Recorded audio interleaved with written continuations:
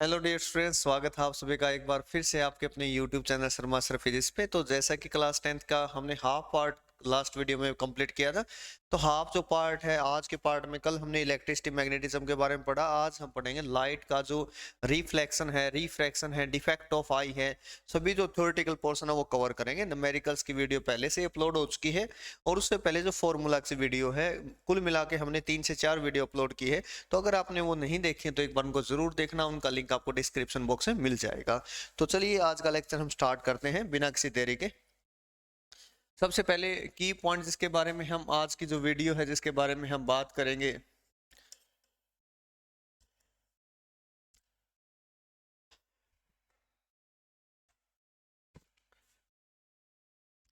firstly we have to discuss about reflection of light. What is reflection of light? After that we have to discuss about the number of images formed. How many number of images formed? After that, the spherical mirror we have to discuss. Spherical mirror, convex or concave, about this we have to discuss. After that, mirror formula. Mirror formula. After that, ray diagram and magnification. Ray diagram and magnification. About these points we have to discuss. Magnification. About these points we have to discuss. You have to write as well in your notebook. So from this chapter we have to start reflection of light. So first of all, what is reflection of light? What is reflection of light?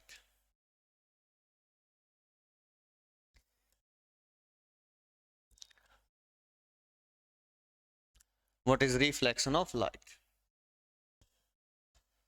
Reflection of light is basically the bouncing back or turning back of light into the same medium. That is called reflection of light. Bouncing back, light का bounce हो जाना उसी medium में वापस लौट जाना, bouncing back, or you can say turning back of light. Bouncing back or turning back of light into the same medium. Light का उसी मीडियम में वापस लौट जाना, टर्न कर जाना, बैक हो जाना, उसी को आप क्या बोलते हैं? Reflection of light. ओके, ये था रिफ्लेक्शन ऑफ लाइट के बारे में। अब मैं आपको बता दूं कि रिफ्लेक्शन के अंदर किस किस पॉइंट का आप लोग ध्यान रखेंगे, कौन कौन से आपके पास। यहाँ सबसे पहले मैं आपके पास ये इंटरफेस बना रहा हूँ, इसको इंटरफेस ही बोलते हैं, मिरर भी आप इसको बोल सकते हैं। This is called mirror, mirror, or you can write it interface, interface, separating media, separating media। Okay, ये सब इसके नाम होंगे आपके पास। Separating media, you can say interface, mirror, ये सब इसके नाम होंगे। अब होगा क्या, इसके बारे में हम बात करते हैं कि इसके अंदर एग्जैक्ट में अब होगा कि अगर रे यहाँ से इस टाइप से आती है, तब यहाँ पे जो पॉइंट ऑफ इंसिडेंस है, that is your incident ray. यहाँ पे ये जो आपके पास है ये है इंसिडेंट रे। ओके, जैसे ये इस सरफेस पे इंसिडेंट होगी, उसके बाद क्या होगा, इस पॉइंट को बोलते हैं पॉइंट ऑफ इंसिडेंस। अब रे क्या होगी, यहाँ पे आप इसी पॉइंट पे, जिस पॉइंट पे रे मिलती है उसी पॉइंट पे क्या बनाते हैं, नॉर्मल ड्रॉ करते हैं। दिस इज एंगल आई। अब उसके बाद क्या होगा, लाइट उतने ही एंगल से क्या होगा आपके पास, सेम एंगल से यहाँ से रिफ्लेक्ट होगी। This is called angle of reflection, angle of reflection. अभी होगा क्या एग्जैक्ट, अगर इसके बारे में बात करें, इस रे को डायरेक्ट ऐसे जाना था देखा जाए तो, और ये रे चली गई कैसे, इस डायरेक्शन में चली गई, जाना था ऐसे, तो इस कंप्लीट एंगल को बोलते हैं angle of deviation del, angle of deviation del. एक और जो एंगल है उसके बारे में बता दूं, एक ये एंगल होता है, इसको बोलते हैं जी आई। इसको यहां से लेकर यहां तक जो एंगल होता है इसको बोलते हैं जी आर। अब सर ये सभी पॉइंट है क्या, हम सब क्लियर हो जाएं कि सभी पॉइंट्स है क्या, इनके बारे में अगर बात करें, ये जो एंगल आई है, इस एंगल आई को बोलते हैं angle of incidence. This is called angle of incidence. आपको कोई नहीं रोक सकता, दुनिया की कोई ताकत आपको नहीं रोक सकती टॉप करने से। अगर आप वीडियो को बिल्कुल अच्छे से देखेंगे, सभी कंसेप्ट जो हैं वो यूज करेंगे, तो दुनिया की कोई ताकत आपको नहीं रोक सकती किसी भी एग्जाम के अंदर। ओके, और टारगेट हमारा यही कि आप लोग टॉप करें। This is angle of reflection. एक टीचर की जो दुआ होती है वो बहुत काम आती है। This is angle of reflection. और 4 मार्च का ठीक है 1-2 दिन बाद आपका एग्जाम है, तो दुआ जरूर ले लेना सभी बच्चे। और ब्लेसिंग जो होती है माँ बाप की और जो टीचर्स की बहुत ही इंपॉर्टेंट होती हैं। ये GI आपके पास क्या होता है, इसको बोलते हैं glancing angle of incidence. Glancing angle of incidence, this is glancing angle of incidence. अब ये GR आपके पास क्या होता है, GR को बोलते हैं glancing angle of reflection. Glancing angle of reflection, okay. Glancing means glass के साथ जो एंगल बनता है उसको बोलते हैं प्यारे बच्चों, यहाँ IR के इक्वल होता है, GI GR के इक्वल होता है। जितना भी एंगल आपके पास गिवन होगा, इस एंगल को बोलते हैं एंगल ऑफ डेविएशन, कि कितना रे डेविएट हुई। डेविएशन जैसे मैंने कोई रे ली है, इस प्रकार से जा रही है। अब इसमें कोई पूछ ले आपसे एंगल ऑफ डेविएशन क्या होगा, कुछ भी नहीं होगा, डेविएशन 0। अगर कोई रे आपके पास आई और डायरेक्ट यहां से बोर्ड से टच हुई और वापस चले गए, तो एंगल ऑफ डेविएशन पूछे कितना होगा, 180 डिग्री। ये जो कोई वॉल है आपके पास, इससे टकराएगी वापस जाएगी, तो डेविएशन कितना होगा, 180 डिग्री। बिल्कुल अपना पाथ चेंज कर लिया, तो इसको बोलते हैं deviation. Angle I, angle R, इन सब के बारे में आई थिंक आप लोगों को क्लियर होगा किस प्रकार से बताएंगे। फॉर एग्जांपल अगर किसी क्वेश्चन में एंगल I आपको 30 डिग्री गिवन है, एंगल R कितना होगा पूछ लिया जाए, 30 डिग्री ही होगा सेम। अब GI कितना होगा, ये कंप्लीट 90 होता है, ये 30 है, तो ये कितना होगा, 60 होगा। सिंपल सी बात है, GI कितना होगा 60, और GR कितना होगा सर, ये भी 60 डिग्री होगा। अब डेविएशन के बारे में आपको बता दूं प्यारे बच्चों, डेविएशन कैसे फाइंड आउट करेंगे सर। कंप्लीट एक रे है, ये टोटल एंगल 180 डिग्री होता है, ये एंगल I है, ये एंगल R है, ये एंगल डेल है डेविएशन, तो इन तीनों का सम कितना होगा, 180 डिग्री। 180 डिग्री, तो यहां से डेल कितना होगा, 180 माइनस I प्लस R। ये फॉर्मूला होगा डेविएशन फाइंड आउट करने का। और I और R दोनों सेम होते हैं, तो आप इसका फॉर्मूला 180 माइनस 2I भी लिख सकते हैं, या फिर 180 माइनस 2R भी आप इसको लिख सकते हैं। ये था इसके बारे में। अभी नेक्स्ट स्लाइड में हम कंटिन्यू करेंगे, तब तक अगर आप चाहो तो इसका स्क्रीनशॉट भी आप ले सकते हैं, जो इसके अंदर बताया गया कि रिफ्लेक्शन ऑफ लाइट क्या होगा। बार बार रिपीट करके अगर वीडियो देखेंगे तो और अच्छे से आपको क्लियर हो जाएगी। नेक्स्ट पार्ट में बात करते हैं।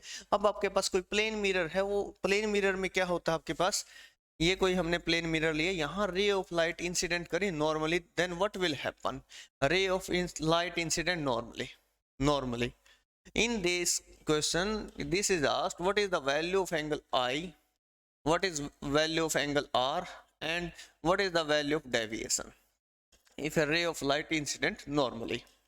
In this case what will happen, will happen. अगर नॉर्मली कोई इंसिडेंट करती है रे ऑफ लाइट, उस केस में होगा क्या, मैं आपको बता दूं।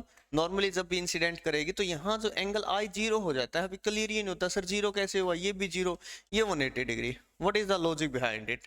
तो मैं आपको एक बात क्लियर करूंगा यहाँ से, जैसे कोई रे यहाँ पे इंसिडेंट करती है, ये आपके पास प्लेन मिरर के नॉर्मल इंसिडेंस है, यहाँ से इस एंगल को बोलते हैं एंगल ऑफ इंसिडेंस। अब ये कुछ ना कुछ एंगल है 20 डिग्री 30 डिग्री, जैसे ही नॉर्मल इंसिडेंस होगा तो ये रे बिल्कुल पास आ जाएगी, एंगल डिक्रीज होता होता लास्ट में कितना हो जाएगा 0।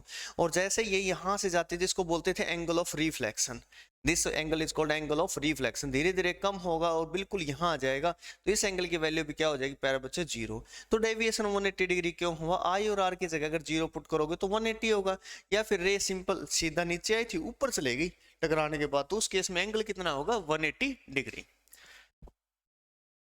ये इसके बारे में था। अब हम बात करते हैं कि नंबर ऑफ इमेजेस कैसे फाइंड आउट करते हैं sir, how to find out number of images. 1-2 बार इस टाइप का न्यूमेरिकल पूछा गया है, क्वेश्चन पूछा गया है, तो देखिए number of images find out करेंगे कैसे।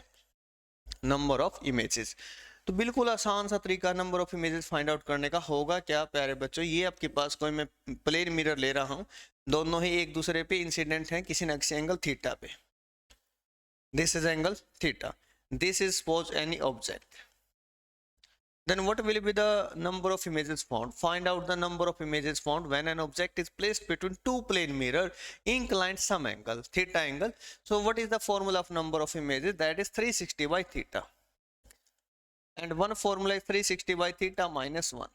कहने का मतलब ये है प्यारे बच्चों इसका कि यहाँ पे इवन नंबर नहीं आना चाहिए, ओड में ही रिजल्ट रहेगा। फॉर एग्जांपल मैं एग्जांपल के तौर पर अगर कोई न्यूमेरिकल यहाँ पे लूँ, किस प्रकार से करेंगे, सपोज थीटा आपके पास 60 डिग्री है, then what will be the answer, theta आप यहाँ पुट करेंगे 30 डिग्री, तो क्या होगा आपके पास 360 बाई 30, 0 से 0 कैंसिल होगा, ये आपके पास कितना आएगा 12। अब 12 तो इवन नंबर है, उसमें से क्या कर देना, एक माइनस कर देना है, तो आपके पास आंसर क्या आएगा 11। Then 11 be the number of images found.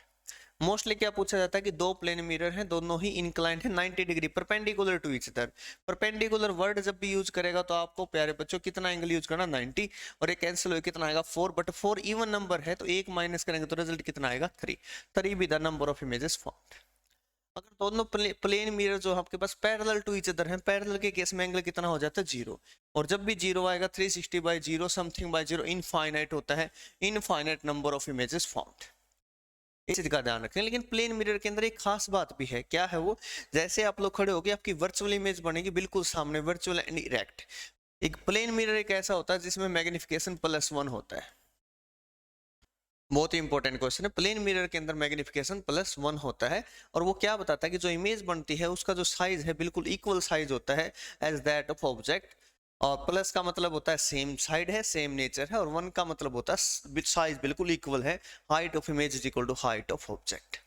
ठीक है, यहां तक सभी को समझ आया, उम्मीद करता हूं समझ आया होगा। नेक्स्ट पार्ट हम कंटिन्यू करते हैं। अभी कॉन्वेक्स और कॉनकेव के बारे में बताता हूं आपको। अब हम बात करते हैं प्यारे बच्चों spherical mirror.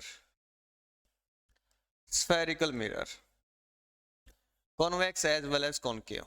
Okay, convex as well as concave.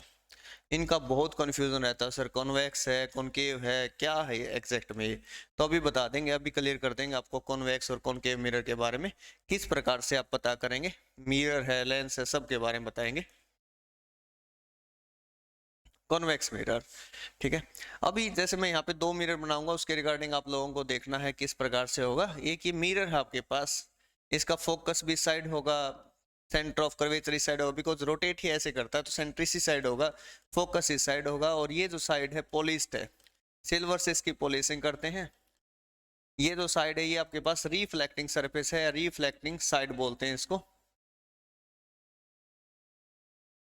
अब कॉन्वेक्स के अंदर, कॉन्वेक्स में जो सेंटर ऑफ कर्वेचर होता है और रिफ्लेक्टिंग साइड होती है वो अवे होती है, ध्यान रखना, ये रिफ्लेक्टिंग साइड है, सेंटर ऑफ कर्वेचर है। convex mirror is that type of spherical mirror in which center of curvature is away किससे अवे होगा, to that of reflecting side, to that of reflecting side। अब concave में ऐसा क्या होगा, concave है suppose आपके पास रिफ्लेक्टिंग साइड है, अब कर्वेचर ऐसे है, ये इस टाइप से रोटेट करेगा, सेंटर होगा फोकस होगा इस प्रकार से, तो इस केस में क्या आपके पास सेंटर ऑफ कर्वेचर और रिफ्लेक्टिंग साइड सेम साइड होगी, मींस टुवर्ड्स होगी, टुवर्ड्स, टुवर्ड्स किसके, towards the refracting surface, refracting surface और सेंटर ऑफ कर्वेचर क्या होंगे, टुवर्ड्स एक दूसरे की तरफ होंगे, ध्यान रख लेना। तो सर याद कैसे रखें, कॉन्वेक्स है, कॉन्वेक्स में देखो वर्ड काउंट करोगे तो कम है एज कंपेयर टू कॉनकेव। इसी प्रकार अवे में भी वर्ड अगर 1 2 3 4 हैं, इसी प्रकार से इसके अंदर टुवर्ड्स में ज्यादा होते हैं तो याद रख सकते हो, कॉन्वेक्स में थोड़े हैं कॉनकेव में ज्यादा है तो ज्यादा होगा, इस प्रकार से, या और बहुत मेथड होते हैं बच्चों के पास, तो इस प्रकार आप ध्यान रख सकते हैं इसका, कि किस प्रकार से हम फाइंड आउट करेंगे, कैसे इसको निकालेंगे। ठीक है, कॉन्वेक्स और कॉनकेव के बारे में था। अभी सारी चीजें मैं क्लियर कर देता हूं आपको। यहां से मैंने इतना सा कर्वेचर एक आर्क कट की स्फीयर की, ये P पॉइंट है, that is F, that is C। अब इसके बारे में सभी पॉइंट्स के बारे में बात करते हैं। ये जो इसको बोलते हैं अपर्चर ऑफ द मिरर, मैं यहाँ पे XY से इसको रिप्रेजेंट कर रहा हूँ, XY से मैं इसको रिप्रेजेंट कर रहा हूँ। अब बात आती है P क्या है, इस P पॉइंट को क्या बोलते हैं, this point P is called pole, this is called pole, all the distance are measured from the pole. ध्यान रखना जितनी भी डिस्टेंस होती है प्यारे बच्चों पोल से मेजर की जाती है, कभी ऐसा नहीं लिखेंगे F से C, उसको P की फॉर्म में लिखेंगे, कन्वर्ट करेंगे। Firstly all the distance are measured from the pole, second ऐसे नहीं लिखना right side positive left negative, ऐसा कुछ कन्वेंशन है ही नहीं। The distance is measured in the direction of incident ray are taken as positive otherwise negative, जो incident ray उसके डायरेक्शन में जो होंगी तो राइट साइड में पॉजिटिव। इस प्रकार से कंसेप्ट कई बच्चे दिमाग में याद रखते हैं, जैसे एक्स एक्सिस है यहाँ पॉजिटिव होती है सर, यहाँ नेगेटिव होती है, ऊपर ये जो हाइट है वो पॉजिटिव ये नेगेटिव। कंसेप्ट अच्छा है, बिल्कुल अच्छा है, आपको समझ में आता है तो बहुत ही बढ़िया है, लेकिन लिख नहीं सकते। अगर पेपर में कन्वेंशन आएंगे तो आपको लिखना क्या है, all the distance are measured from the pole, the distance is measured in the direction of incident ray are taken as positive otherwise negative. The height above the principal axis. अब principal axis क्या होती है उसके बारे में बताऊंगा। Above the principal axis positive, below the principal axis negative. जो axis आपको पी और सी को मिलाती है, पी और सी पॉइंट को मिलाती है, उसको बोलते हैं प्यारे बच्चों प्रिंसिपल एक्सिस। ठीक है, ये एफ क्या है, इस एफ को बोलते हैं principal focus. Principal focus, this is called principal focus. और पी से एफ की जो डिस्टेंस होती है उसको बोलते हैं एफ, फोकल लेंथ। और पी से जो सी होता है उसको बोलते हैं radius of curvature, radius of curvature. उनमें रिलेशन क्या होती है, जो फोकल लेंथ होती है बिल्कुल हाफ होती है किसका, रेडियस ऑफ कर्वेचर का, बिल्कुल हाफ होती है, ध्यान रख लेना। हाफ होगी मीन्स अगर या तो दोनों पॉजिटिव या दोनों नेगेटिव, हाफ होगी। इस रिजल्ट का भी आप लोग ध्यान रखेंगे। यहाँ तक इसके बारे में बताया मैंने कि प्रिंसिपल एक्सिस क्या होती है, फोकस क्या होता है, पोल क्या होता है, इन सभी के डिस्टेंसेस के बारे में बात की। अब रे डायग्राम कैसे बनाया जाएगा, किस प्रकार से हम डायग्राम बनाते हैं, उसके अंदर क्या मेथड होंगे, किस किस चीज़ का आप लोगों को ध्यान रखना है, किन किन पॉइंट का ध्यान रखना है, उनके बारे में हम बात करते हैं। आइए चलते हैं नेक्स्ट स्लाइड की तरफ। मेथड और you can say rules to draw the ray diagram, rules to draw the ray diagram, the ray diagram. So first rule, if the ray is parallel, मैं सपोज ऐसे साथ में कॉनकेव मिरर लेके चलता हूँ, ये P है आपके पास, ये F है और ये आपके पास C है। पैरेलल रे कम्स, अगर कोई पैरेलल रे आती है प्यारे बच्चों तो वो हमेशा ही फोकस से पास करेगी, ध्यान रख लेना। ठीक है, अगर वो रे फोकस से पास करेगी तब क्या होगा सर, रूल नंबर 2, अगर वो फोकस से ही पास करती तब क्या होगा। अगर कोई रे फोकस से पास करती, एरो जरूर लगाएंगे क्योंकि ऑप्टिक्स में, इसमें लाइट चैप्टर में एरो का बड़ा मीनिंग रहता है। अगर कोई फोकस से पास करे, पैरेलल जाएगी किसके, पैरेलल प्रिंसिपल एक्सिस के टकराने के बाद, rule number 2। Rule number 3, if a ray of light passing through the C means center of curvature, then what will happen, P, F, this one C. If a ray of light passing through center of curvature, then it will retrace its path, वो अपने path को retrace करती है प्यारे बच्चों। और होता क्या इस पॉइंट पे, जैसे पास करती एंगल आई, एंगल आर 0 हो जाता है, वही डेविएशन 180 डिग्री बनता है जैसे इस पॉइंट पे वो इंसिडेंट करती है। अब हम बात करते हैं, रूल नंबर 3 भी क्लियर हुआ। रूल नंबर 4 की बात करते हैं कि 4 नंबर रूल में क्या होगा। जैसे कोई रे ऑफ लाइट P है, F है, C है, जैसे कोई रे ऑफ लाइट P पॉइंट पे आती है, सेम उतनी एंगल से क्या करेगी, वो रिफ्लेक्ट करेगी, चली जाएगी। अब कभी भी रे डायग्राम जब भी आप लोग बनाएंगे तो उसमें होगा क्या, इन चार में से कोई 2 रे आप लेके चलेंगे, वो जब भी कट करे किसी पॉइंट पे, वही आपके पास क्या होती है, इमेज होती है उस ऑब्जेक्ट की। तो देखिए कैसे होगा, ये सभी आपके पास रे डायग्राम मैं यहाँ बना रहा हूँ। फर्स्टली हम लेके चलेंगे object at infinity, then what will happen, parallel ray will come, ये आपके पास P है, ये आप लोग F बनाएंगे, ये यहाँ पे C बनाएंगे। जैसे ही पैरेलल रे आएंगी प्यारे बच्चों, एक पॉइंट से पास करेंगी, नेक्स्ट कोई पैरेलल रे आएगी वो भी क्या करेगी, उसी पॉइंट से पास करेगी। नेक्स्ट अगर कोई आएगी वो भी क्या करेगी, उसी सेम पॉइंट से पास करेगी। जितनी नंबर ऑफ रेज पास करेंगे एक पॉइंट पे मिलेंगी, उसी पॉइंट को क्या बोलते हैं, इमेज बोलते हैं। ऑब्जेक्ट इन्फिनिटी पे नेचर क्या होगा उसका, number 1 real and inverted, number 2 क्या होगा, बिल्कुल पॉइंट साइज इमेज बनेगी तो उसको बोलोगे आप पॉइंट साइज। ओके, बनी कहाँ पे है ये भी लिखेंगे, नेचर के अंदर आता है एट फोकस। ये था इन्फिनिटी का, बिल्कुल स्टेप वाइज करेंगे तो बिल्कुल आसान रहेगा। टोटल 6 केस होंगे इसके। जैसे फर्स्ट हमने किया ऑब्जेक्ट एट इन्फिनिटी, सेकंड हम लेके चलेंगे बियॉन्ड सी, सी से परे, बियॉन्ड सी। इस केस में क्या होगा, पी है, एफ है, सी है, अगर स्केल लेके चलोगे तो और अच्छे से होगा। पैरेलल रे आगे प्यारे बच्चों, एफ से यहाँ से पास होगी। सेकंड जो रे फोकस से पास होगी वो क्या करेगी, आपके पास मैंने अभी मेथड बताया था, जो फोकस से आती है उतनी एंगल से वापस ली जाती है। तो प्यारे बच्चों जिस पॉइंट पे वो मिलेगी उसी पॉइंट को बोलते हैं इमेज फॉर्मेशन। ए डैश बी डैश आप लिख सकते हो, इसको ए भी लिख सकते हो। ये ऑब्जेक्ट है, ये इमेज है। ठीक है, इन सभी के बारे में बता दूं, ऑब्जेक्ट से जो डिस्टेंस होती है उसको u बोला जाता है हमेशा ही, और जो इमेज बनती है आपके पास उसको v बोलते हैं, और जो फोकल लेंथ थी आपके पास उसको f बोलते हैं, और p से c को क्या बोलते हैं, रेडियस ऑफ कर्वेचर। इन सभी का आप लोग ध्यान रखेंगे।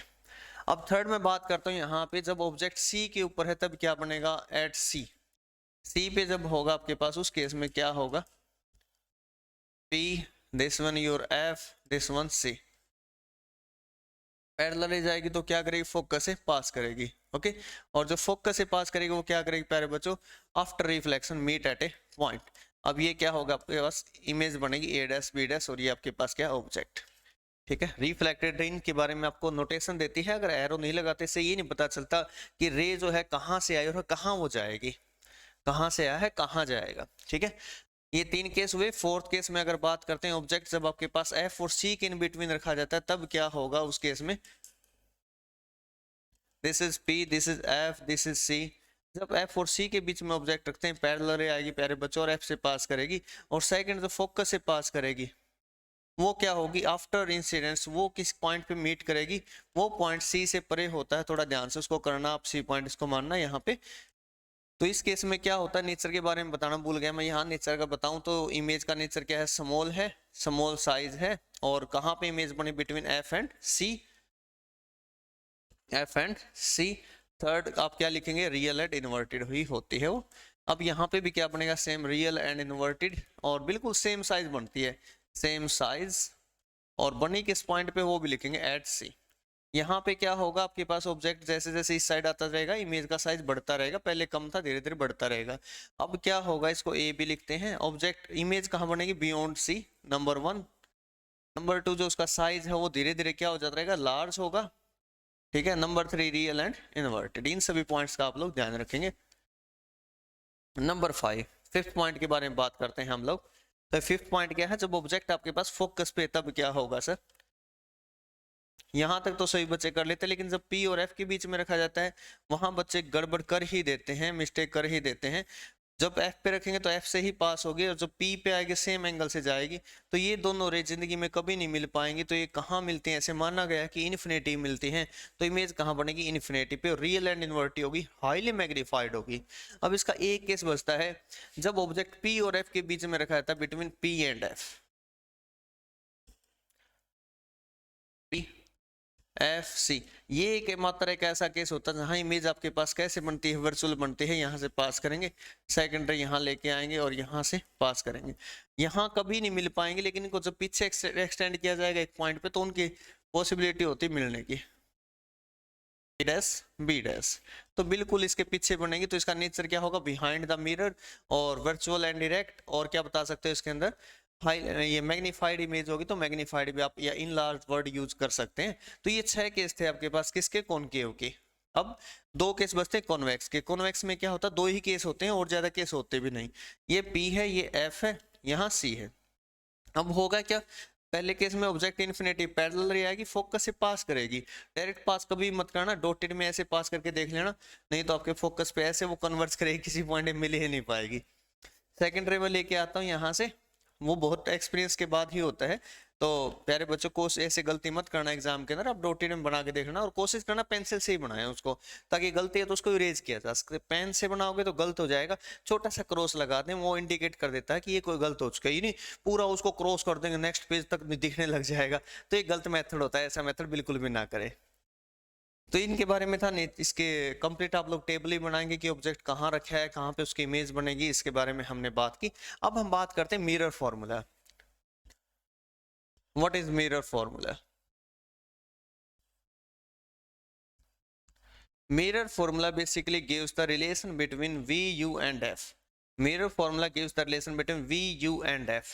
This is mirror formula, 1 by V plus 1 by U is equal to 1 by F. Where V is the, U is the, F is the, क्या क्या होते हैं प्यारे बच्चों, V, U, F अगर पूछा जाए तो V होता है आपके पास पोजिशन ऑफ इमेज, जहां पे इमेज बनेगी उसके बारे में, पोजिशन ऑफ इमेज, और U होता है आपके पास पोजिशन ऑफ ऑब्जेक्ट। और ये महज एक फॉर्मूला है, जब भी न्यूमेरिकल करेंगे तो डायरेक्ट आप लोग बिल्कुल भी यूज नहीं करेंगे, यहाँ पे पॉजिटिव नेगेटिव का ध्यान रखना होता है। मैंने न्यूमेरिकल में आप लोगों को बताया है, एक बार देख लेना। ये होता है focal length. Okay, focal length हमारी यहाँ पे क्लियर हुई। वी, यू, इनके बारे में हम लोगों ने पढ़ा कि वी क्या होता है, यू क्या होता है। वी आपके पास क्या होती है, पोजिशन ऑफ इमेज, यू होता है position of object, and F होता है आपके पास फोकल लेंथ। तो इनके बारे में हमने क्लियर किया, ये होता है मिरर फॉर्मूला आपके पास, इन सभी के बारे में ध्यान रखेंगे। इसी फॉर्मूले को जानबूझ के पेपर के अंदर 1 by V plus 1 by U is equal to 2 by R भी लिखेंगे तो सेम ही मीनिंग होता है, बिकॉज एफ क्या होता है आपके पास आर बाई 2, तो इसी को यहाँ पे लिखा गया है। तो ये भी प्यारे बच्चों बिल्कुल करेक्ट होगा। कहीं आप लोग ये सोचो कि नहीं सर ऐसा तो हमने कभी पढ़ा ही नहीं, किसी बुक में नहीं दे रखा था, तो इसका मतलब ये नहीं कि आपने नहीं पढ़ा, वो होता नहीं। ओके, इस चीज का बिल्कुल जरूर आप ध्यान रखेंगे। नेक्स्ट हम मैं बात करता हूँ मैग्निफिकेशन के बारे में कि मैग्निफिकेशन क्या होता है सर। मैग्निफिकेशन बेसिकली हमें यही बताता है कि इमेज जो है उसके साइज के बारे में, छोटा है बड़ा है सेम साइज है इमेज का, उसके बारे में हमें कौन बताता है, मैग्निफिकेशन डिटेल देगा। अब मैग्निफिकेशन के अंदर देखते हैं क्या होता है। मैग्निफिकेशन को लिखते किससे हैं, it is represented by small letter m। Okay, magnification it is defined as the ratio of height और size of image to the size of object. Size of image जो है उसकी साइज ऑफ ऑब्जेक्ट के साथ जो ratio है उसको क्या बोलते हैं, मैग्निफिकेशन बोलते हैं।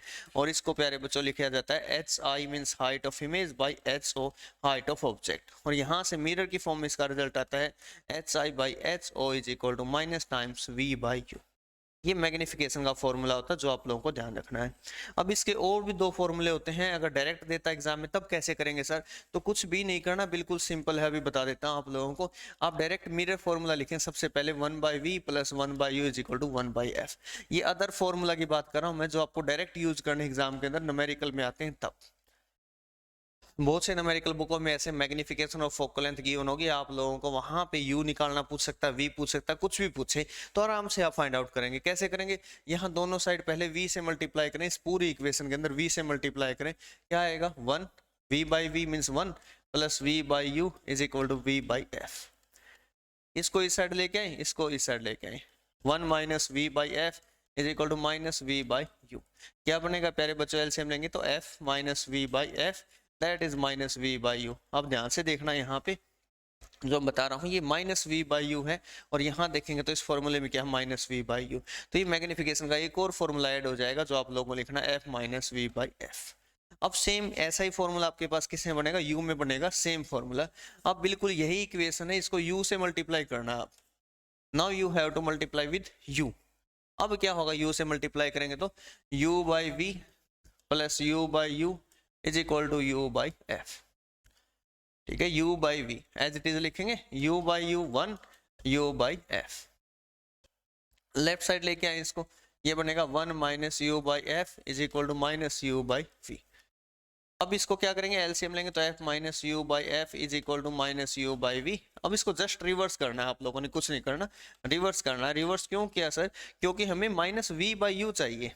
क्या चाहिए, v minus V by U, not minus U by V. तो एक और फॉर्मूला यहाँ पे सामने आ गया, तो यहाँ पे लिखें f by F minus you.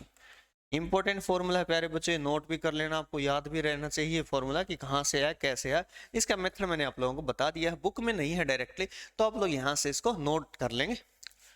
Next, magnification के बारे में हमारी बातें क्लियर हुई। और गाड़ी की जो हेडलाइट होती है वहां पे कॉनकेव मिरर होता है, साइड व्यू जो होता है, रियर व्यू मिरर होता है, वो आपके पास कॉन्वेक्स होता है।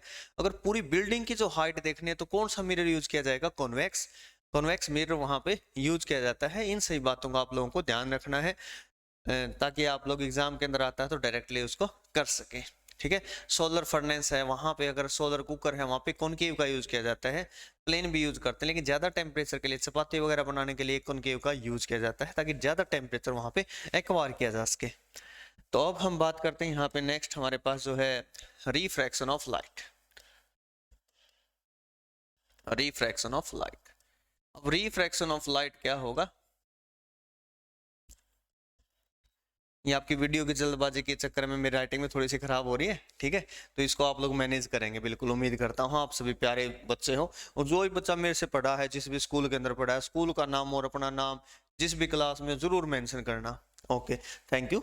तो रिफ्रैक्शन ऑफ लाइट, अभी हम 10th का अपलोड कर रहे हैं, अभी एग्जाम है, उसके बाद हम जैसे सेशन स्टार्ट होता है 9, 10th, 11, 12 की रेगुलर वीडियो अपलोड करेंगे। एनडीए, एयरफोर्स, जितने भी कोर्सेज हैं फिजिक्स से रिलेटेड सभी की वीडियो आप लोगों के लिए प्रोवाइड करेंगे। तो आपको सिर्फ इतना करना है, इस वीडियो है, चैनल है, इसको लाइक सब्सक्राइब जो भी करना है, आप लोग आप ही हो मेरे सबसे अच्छे सपोर्टर, तो ये जरूर करना है, ये काम आपको सौंप रहा हूँ। रिफ्रैक्शन ऑफ लाइट, तब रिफ्रैक्शन ऑफ लाइट में क्या होगा प्यारे बच्चों, रिफ्रैक्शन ऑफ लाइट में रे आएगी, लेकिन वो क्या करेगी, एक मीडियम से दूसरे में जब जाती है तो अपना पाथ चेंज कर लेती है। पाथ चेंज हो जाएगा, या तो टुवर्ड्स आएगा या अवे आएगा, उसके बारे में बात करेंगे। यहाँ पे स्नेल्स लॉ लगता है, स्नेल्स लॉ ये है लॉ ऑफ रिफ्रैक्शन, वॉयलेट भी होते हैं यहाँ पे। जब रे अगर नॉर्मली इंसिडेंट करती है तो कोई एंगल आई आर बनता ही नहीं, वहां पे जीरो हो जाता है, तो वहां पे वॉयलेट्स भी होता है, ये रूल नहीं भी लगते वहां पे। तो रिफ्रैक्शन ऑफ लाइट क्या होता है basically, turning of path, turns of path of ray of light when it travel from one medium to another. Suppose यहाँ पे मैं आपके पास कोई ग्लास स्लैब लेके चल रहा हूँ और जैसे ही लाइट रे यहाँ पे इंसिडेंट होगी, इस एंगल को प्यारे बच्चों बोलते हैं एंगल ऑफ इंसिडेंस। अब क्या होगा, यहाँ एयर है, यहाँ ग्लास है, तो एयर से ग्लास के अंदर जब लाइट रे जाएगी तो अपने पाथ से क्या करेगी, वो टुवर्ड्स द नॉर्मल हो जाएगी, और जैसे ही यहाँ से निकलेगी अवे फ्रॉम द नॉर्मल हो जाएगी। तो आपको ध्यान क्या रखना, जब भी लाइट रेयर टू डेंसर जाए, rare to denser, TOD, TOD यहां से फील देगा आपको टूवर्ड्स की। रेयर टू डेंसर जब भी लाइट रे जाएगी तो किस तरफ बैंड हो जाएगी, टूवर्ड्स द नॉर्मल, नॉर्मल की तरफ। और denser to rarer away from the normal, normal से दूर हट जाएगी। ठीक है, लेकिन पैरेलल होते हैं, जैसे रे आएगी ना बिल्कुल पैरेलल होते हैं एक दूसरे के। ये एक्टिविटी भी क्लास 10 में सभी बच्चों ने की भी होगी, एक दो ने नहीं भी की, तब भी कोई खास बात नहीं। हाँ, लास्ट में मैं लॉ ऑफ रिफ्लेक्शन बताना भूल गया। Angle i is equal to angle r, incident ray, reflected ray, normal lies on the same plane. अब यहाँ पे क्या होगा, इसके लॉ ऑफ रिफ्रैक्शन की अगर मैं बात करूं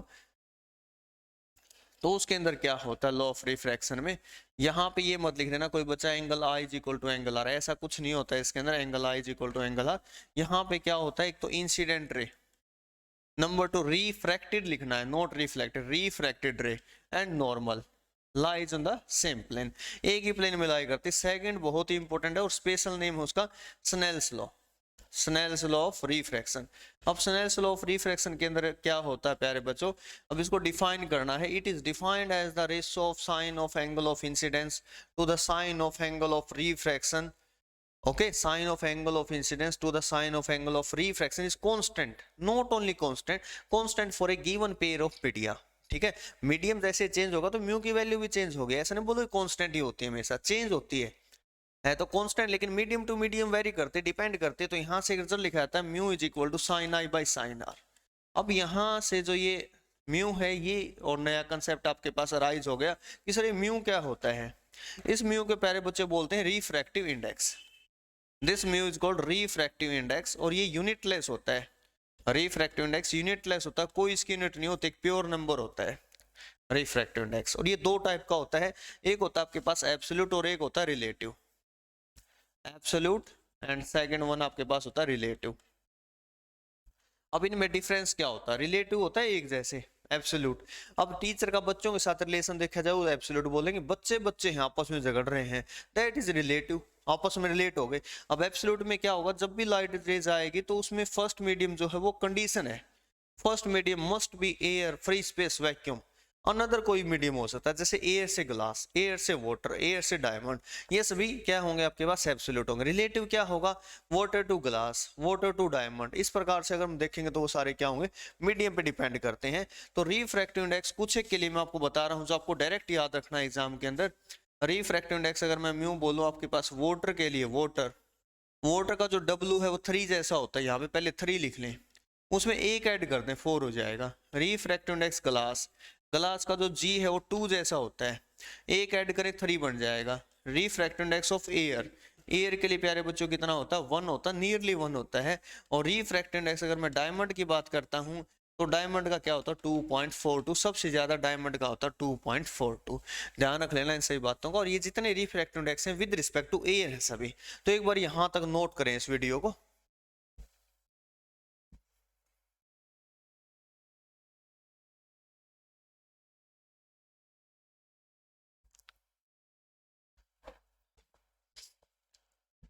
उम्मीद करता हूँ सभी ने इसको नोट कर लिया होगा, यहाँ तक कोई दिक्कत नहीं है। अब नेक्स्ट हम कंटिन्यू करते हैं, रिफ्रैक्टिव इंडेक्स के बारे में बात हुई विद रिस्पेक्ट टू एयर है।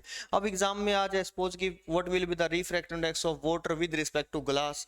अब water with respect to glass बोलेगा, पहले आप वाटर का लिखेंगे 4/3, विद रिस्पेक्ट टू ग्लास बोला फिर ग्लास का लिखेंगे 3/2।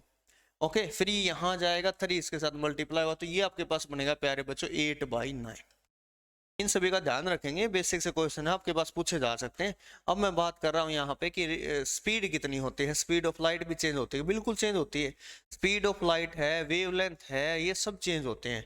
चेंज होता क्यों नहीं, फ्रीक्वेंसी चेंज नहीं होती। एक नंबर में आ सकता है एमसीक्यू में, when light ray travels from one medium to another then which physical quantity और विच पैरामीटर रिमेन्स अनचेंज, तो वो है फ्रीक्वेंसी। वेवलेंथ चेंज होती है, स्पीड चेंज कितनी होती है, अगर स्पीड हाफ हो जाती है तो वेवलेंथ भी हाफ हो जाएगी, ध्यान रख लेना। अगर स्पीड डबल हो जाती है तो वेवलेंथ भी डबल हो जाएगी, बिल्कुल सेम प्रोपोर्शन में इंक्रीज और डिक्रीज करते हैं। इन सभी का आप लोग ध्यान रखेंगे। अभी मैं यहाँ लिख रहा हूँ स्पीड ऑफ लाइट कितनी होगी, फाइंड आउट कैसे करेंगे, तो mu is equal to c by v आपके पास रिजल्ट होगा, तो वी इज इक्वल टू होगा सी बाई म्यू। सी आपके पास स्पीड ऑफ लाइट हो गया हमेशा ही। अब आपको ग्लास के लिए निकालना, तो ग्लास का म्यू आपको पता है सभी बच्चों को 3/2 होगा, तो 3/2 जैसे ही यहाँ पुट करेंगे 3 से 3 कैंसिल, 2 ऊपर चला जाएगा, तो स्पीड ऑफ लाइट होती है किसके अंदर, वाटर के अंदर, सॉरी ये किसके अंदर होगी, ग्लास के अंदर, ये ग्लास के अंदर। अब वाटर के अंदर क्या होगी, सपोज वाटर के लिए पूछ लिया जाए तो कोई बात नहीं, सेम वही है, यहाँ तक तो बिल्कुल सेम चलेगा, 3 × 10⁸। अब म्यू क्या होता है ग्लास का, 4/3, 3 ऊपर चला जाएगा, ये बनेगा 9/4। कैलकुलेट करेंगे तो आप इसकी स्पीड आएगी 2.25 इंटू 10⁸ मीटर पर सेकेंड। ये स्पीड आप लोगों को इनकी लिखनी है, अगर बाई चांस एग्जाम में आ जाते तो इस प्रकार से आप लोग फाइंड आउट करेंगे। ये स्पीड के रिगार्डिंग था रिफ्रैक्शन में। रिफ्रैक्शन के अंदर स्लैब में कैसे होता है रिफ्रैक्शन, ये सभी हमने इसके बारे में पढ़ा। ओके, रिफ्रैक्शन जो है स्लैब के अंदर कैसे होता है, अब एक कंडीशन आता है TIR, उसको बोलते हैं total internal reflection. Total internal reflection means refraction में भी रिफ्लेक्शन होता है। जैसे डायमंड होता है, उसकी ब्रिलियंस ऑफ डायमंड, डायमंड चमकता कैसे है, डायमंड को इस प्रकार से कट किया जाता है कि लाइट एक बार एंटर हो जाएगी तो उसके अंदर घूमती रहती है। एग्जैक्ट में यहाँ पे कंसेप्ट लगता है TIR का, टोटल इंटरनल रिफ्लेक्शन। तो वहां पे क्या होता है, इसके 2-3 कंडीशन होती हैं। दो कंडीशन क्या होती है, angle I must be greater than critical angle, और जो लाइट होगी वो डेंसर से रेयर में ट्रैवल करनी चाहिए। ये कुछ कंसेप्ट हो। रेनबो के अंदर भी होता है इंटरनल रिफ्लेक्शन। रेनबो में एग्जैक्ट में होता है क्या, जैसे लाइट आती है, सन रेज आती हैं, तो वो यहाँ पे आती है 7 कलर में डिवाइड हो जाती है।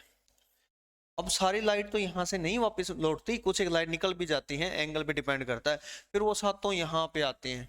यहाँ पहले क्या होता है, रिफ्रैक्शन होता है, फिर उसके बाद डिस्पर्जन होता है, फिर इंटरनल रिफ्लेक्शन होता है। 2 बार रिफ्रैक्शन टेक प्लेस करता है, 1 बार रिफ्लेक्शन टेक प्लेस करता है। रेनबो के अंदर स्पेशली आप लोगों को ध्यान रखना है कि किस प्रकार से होगा। हाँ, लेंस फॉर्मूला जो है मिरर का थोड़ा सा अपोजिट है, लेंस में कोई ज्यादा डिफरेंस नहीं है।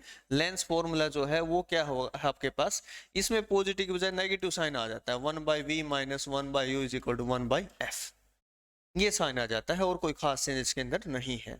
मैग्निफिकेशन में थोड़ा चेंज क्या आता है, height of image by height of object होगी, और ये आपके पास +v/u होगा, पॉजिटिव साइन के साथ आएगा।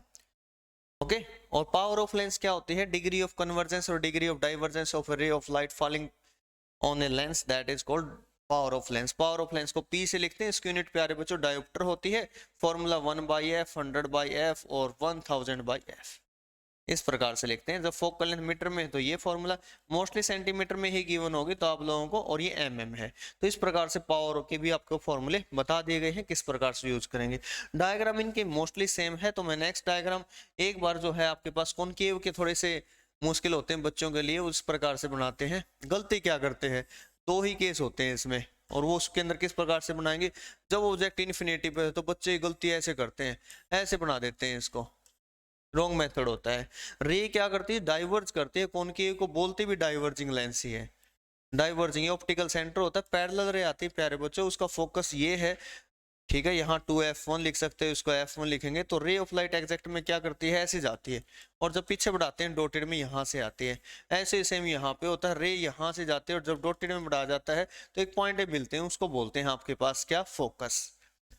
सेकंड केस, जब सर किसी और पॉइंट पे जब इसको रखा जाता है तो कॉनिकेव के अंदर, तब क्या होता है, फॉर एग्जाम्पल किसी अनदर पॉइंट पे यहाँ रख दिया ऑब्जेक्ट को, पैरेलल रे आएगी, वही रूल सेम रहते हैं कि फोकस से ही पास करेगी, ये नहीं कि यहाँ फोकस से पास करेगी, वो बिल्कुल ऐसे चली जाएगी। जब आप उसको पीछे बढ़ाएंगे किसी पॉइंट पे तो ऐसे पास होगी वो।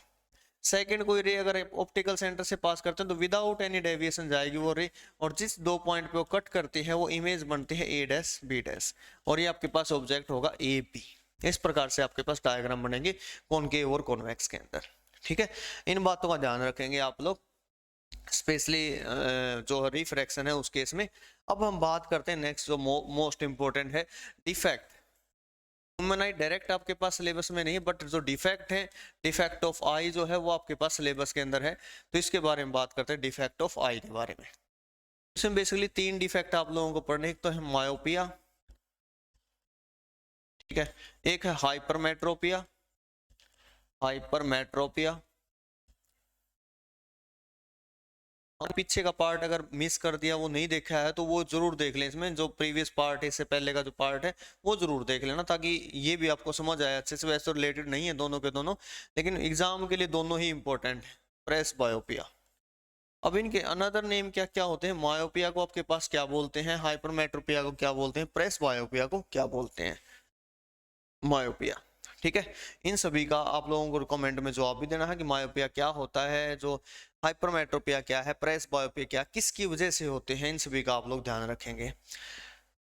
होता क्या है मायोपिया के अंदर? एग्जैक्ट में देखा जाए, पास के ऑब्जेक्ट तो इसको दिख जाते हैं, लेकिन जो दूर जो लिखा होता है वो ऑब्जेक्ट इसको नहीं दिख पाते। पास के ऑब्जेक्ट, नियर बाय ऑब्जेक्ट को देख लेता है। जैसे मैं कहूँ बुक में तो पढ़ लेता हूँ सर, लेकिन बोर्ड पे लिखा मुझे दिखाई नहीं देता, वो क्या होता है? मायोपिया होता है। ऐसे डिफेक्ट बोलते हैं मायोपिया। और इसको किस लेंस से दूर करते हैं? इस लेंस को दूर करते हैं आपके पास कॉनकेव से। दूर का जो काम है वो कॉनकेव से होता है। हाइपरमेट्रोपिया में क्या होता है? दूर का दिख रहा होता है, लेकिन पास का नजर नहीं आता। इसमें पास का दिखता था, इसमें पास का नजर नहीं आता, दूर का दिख रहा होता है। तो इसको ठीक करते हैं प्यारे बच्चों, किससे? कॉन्वेक्स से। अब ये एक ऐसी बीमारी है जो एज के साथ बढ़ती है, एज के साथ होती है। इसमें ना तो पास का दिखाई देता अच्छे से, ना दूर का दिखता।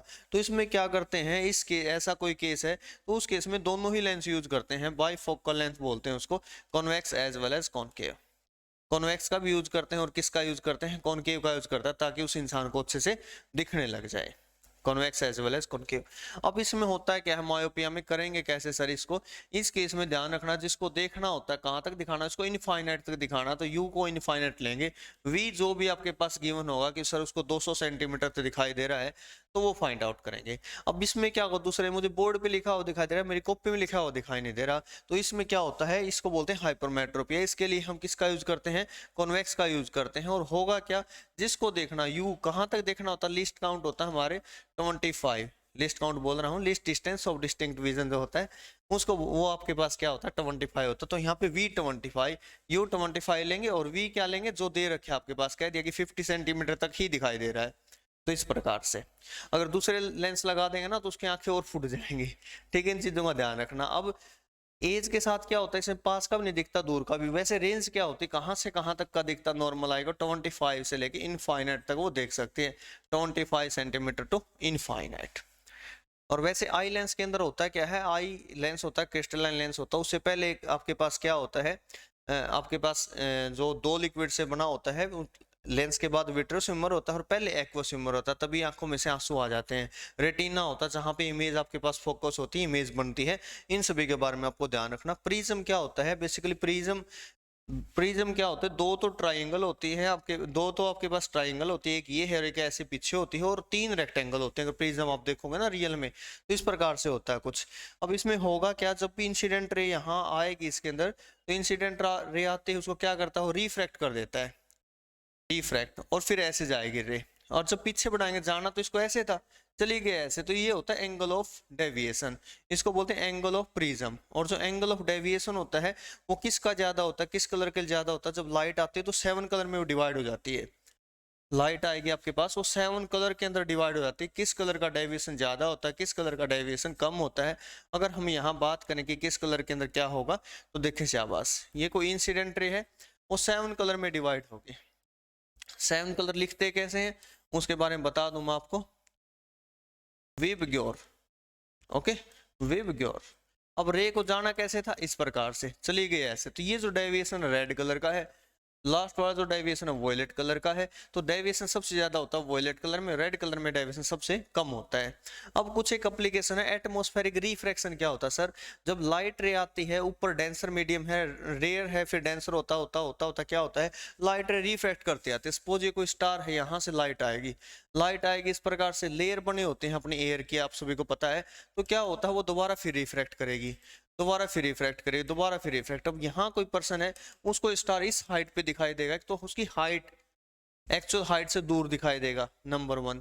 दूसरा वो क्या होगा? ट्विंकलिंग। ट्विंकलिंग मतलब लाइट की इंटेंसिटी वेरी करती रहती है, क्योंकि एयर डेंसिटी यूनिफॉर्म नहीं है, बार बार बदल रही है, तो उससे हमारी लाइट कभी तो ज्यादा आ जाती है, कभी हमारी आंखों में लाइट कम आ जाती है। उसको बोलते हैं ट्विंकलिंग ऑफ स्टार।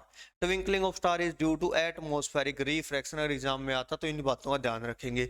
यूजेज आ जाए कॉन्वेक्स लेंस के, कॉनकेव लेंस के, एक एक यूजेज तो यही है कि to correct the defect of eye, eye के डिफेक्ट को करेक्ट करने का काम आता है। इस प्रकार से आप ध्यान से करेंगे और मेरी तरफ से आप सभी को all the very best. Paper को बहुत ही अच्छे से करना, मैंने भी आप लोगों के लिए पूरा दम लगा रखा है ताकि आपका पेपर अच्छे से हो। तो उम्मीद करता हूँ आप सभी इस वीडियो को आपको अच्छी लगी होगी और इसको शेयर जरूर करना। थैंक यू सो मच आप सभी का।